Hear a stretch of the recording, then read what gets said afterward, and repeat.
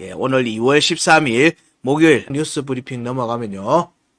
자, 그 다음에 어제 움직임에서 미 달러와 뜨거운 미 CPI의 점프하는 움직임이 나왔습니다. 그리고 108.5까지 올랐는데 결국에는 다 토해냈습니다. 다 토해냈어요. 이거는 아까 글로벌 차트 달러 인덱스에서 체크해 드렸습니다.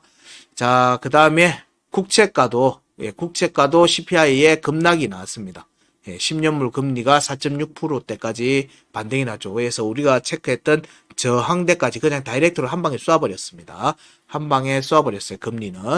그래서 지금은 제약적 정책을 유지하겠다는 파월 의장의 의회 증언도 있었죠. 이런 부분들하고 트럼프, 푸틴과 통화, 요런 부분들, 우크라이나 종전 협상을 개시한다.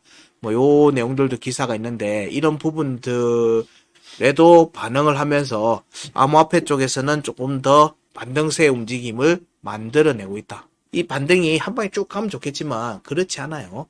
그런 고비들을 하나하나 밟으면서 가는 겁니다. 그렇게 보시면 될 것 같습니다. 자, 그 다음에 물가 상승, 깜짝 상승에 미국 증시 혼조세를 기록했다. 여기에 보면 나스닥을 제외하고 일제히 하락했다. 나스닥은 버텼죠. 버텼습니다.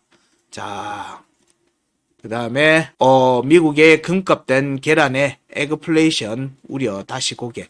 계란 가격이 지금 계속 상승하고 있어요. 이게 이제 미국에 지금 유행하고 있는 조류 인플루엔자, 조류 독감하고 영향이 지금 지대하게 받고 있는 부분이죠.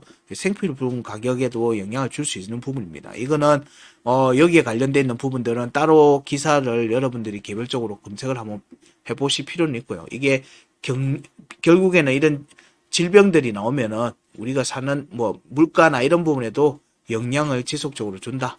그렇게 이해하시면서 보시면 됩니다. 그리고 미증시 하락에도 리플은 약반등이 나왔다. 시총 3위를 복귀했다. 사람들이 워낙 리플을 많이 보니까 리플에 대한 기사를 비트코인보다 더 머리에다가 앞에다 두고 있네요. 자, 그 다음이 파월 은행의 어제 증언에서 은행의 합법적 암호화폐 고객 대상 서비스 제공 막지 않을 것. 이게 이제 그 금융기관들, 은행들의 암호화폐 시장 진출에 대해서 스탠스를 명확하게 계속 보여주고 있습니다. 이거는 어제 얘기만 나온 게 아니라 이전에 발표에서도 계속 얘기를 했었죠. 그래서 은행의 금융기관의 암호화폐 시장에 참여, 이런 부분들은 유동성에 영향을 지대하게 줍니다. 지대하게 주는 부분이고, 그렇다고 이게 바로 폭폭되고 이런 거 아니에요. 규제 부분이나 이런 부분들을 이제 맞춰야 되는 부분들이 있겠죠. 법안도 나와야 되는 부분들이 있을 거고. 자, 이런 부분들을 조금 보셔야 됩니다. 특히나 미국은 우리나라랑 조금 틀린 게 있어요. 우리나라는 법의 조문에 안 나와 있으면 하지 말라는 거예요. 우리나라는. 근데 미국은 문제가 되면 이 법의 조문을 들이댔을 때 문제가 되면 아웃 이거예요. 강한 규제, 강한 벌금, 소송 이런 부분들로 가버리는 거예요. 그래서 약간 스탠스 문제가 되면인 거고 미국은 우리나라는 정해진 것만 해. 이걸로 약간 스탠스가 좀 틀립니다. 그래서 지금 은행들이 우선적으로 이제 진입을 할 수 있는 여지는 지금 점점 더 커지고 있습니다. 미국 경우에는. 이게 이제 암호화폐 시장에도 유동성 공급으로 이어질 거고, 이게 이제 상품으로서 ETF 쪽이죠. 알트코인 ETF 쪽, 이런 부분들. 왜냐면 결국 은행이 한다는 거는 은행이 자기 돈으로 뭘 하는 게 아니에요. 고객들한테 팔 수 있는 상품을 제시하는 거잖아요. 우리가 일반적인 우리나라에서도 금융기관 은행에 가면은, 증권 관련돼 있는 부분들을 상품을 취급을 하잖아요. 이것과 비슷한 개념으로 보셔도 돼요. 결국엔 고객이 접할 수 있는 접점을 다양하게 만들어주는 상품들이 이제 나와야 되는 거예요. 그걸 위한 신청들이 계속 되고 있죠. 알트코인 ETF 신청들이 계속 되고 있는 거는 그 과정들하고 이어지는 부분이라고 보시면 됩니다. 그럼 은행이 암호화폐를 취급을 하기 위한 최소한의 규제안들에 대한 마련, 그리고 그걸 위한 준비 자금, 준비 프로세스가 있어야 돼요. 대단히 보수적인 집단이기 때문에 이게 문제가 됐을 때 어떻게 처리해야 되는지에 대한 프로세스가 정의가 반드시 필요합니다. 안 그러면 소송당해요.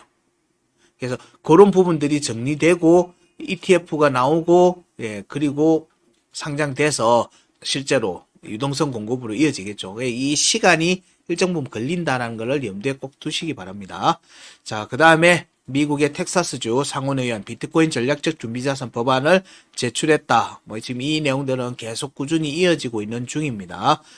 그 다음에 바네크 쪽에서 나온 내용에서는 미국의 주정부들 비트코인 준비금을 도입을 하며 230억 달러 상당의 매수세가 유입이 될 수 있다는 내용들, 결국 유동성이 형성되는 부분들의 지금의 가정에 있다라고 보시면 될 것 같아요.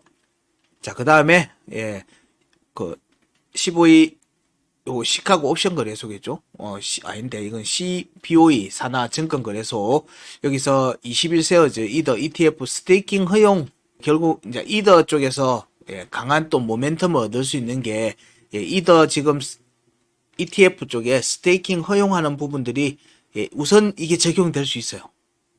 이건 사실상, 이제, 게리 겐슬러의 반대나 이런 부분들이 많았던 부분들이라서 이게 지금은 SEC에서 허용을 할 개연성이 가장 높죠.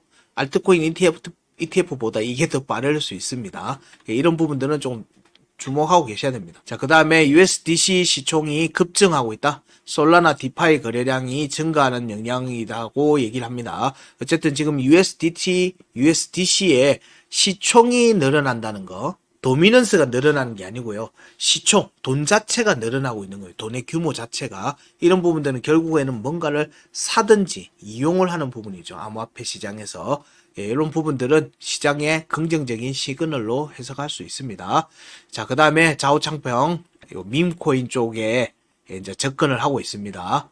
그거에 대해서 이제, 시장이 흥미롭다. 뭐 이런 식으로 트윗을 하고 있던데, 이게 또 어떻게 밈코인 시장이 어떻게 형성돼 가는지. 이제는 그러면 밈코인들이 솔라나에다가 뭐 그거 나눠 먹기 하려고 막 덤벼들었는데, 이제 BNB로 몰릴 수 있겠죠. BNB로 트렌드가 올라올 수 있습니다. 이 부분은 조금 고려를 조금 하면서 살펴보긴 해야 될 것 같아요. 이거에 대해서는 제가 한번 우리 또 이슈맨을 한번 싹 얘기를 한번 물어볼게요. 내용들이 나오면은 또 이슈나 이슈 점검에서 다룰 수 있으면 다뤄보도록 할게요. 자, 그 다음에 중앙아프리카 공화국 민코인 CAR 중화공의 공식 코인 맞다. 뭐 이걸 또 공식적으로 대통령이 언급을 했네요. 뭐 이게 뭐 좋고 나쁜 거를 떠나서 일단은 흥미로운 전개이긴 합니다. 나라에서 코인을 발행을 한 겁니다. 이게 어떻게 흘러갈지는 또 중요한 사례가 되겠죠. 자, 요 정도까지가 뉴스 브리핑이고요. 지금 9시 39분이고요. 9시 45분에 오늘의 알트코인은 멘틀입니다. 멘틀. 이더리움 레이어 2이고요. 지금 이더리움 움직임에서 반등이 나오면은 이들의 움직임들도 좀 주목해 볼 필요가 있겠죠. 어쨌든 멘틀에 대한 부분들 살펴보는 시간을 가질 겁니다. 자, 9시 45분까지 음악도 조금 들으시면서 릴렉스하고 계시다가 나가지 마세요. 나가지 마시고 좋아요 안 누르신 분들은 좋아요도 좀 눌러주세요.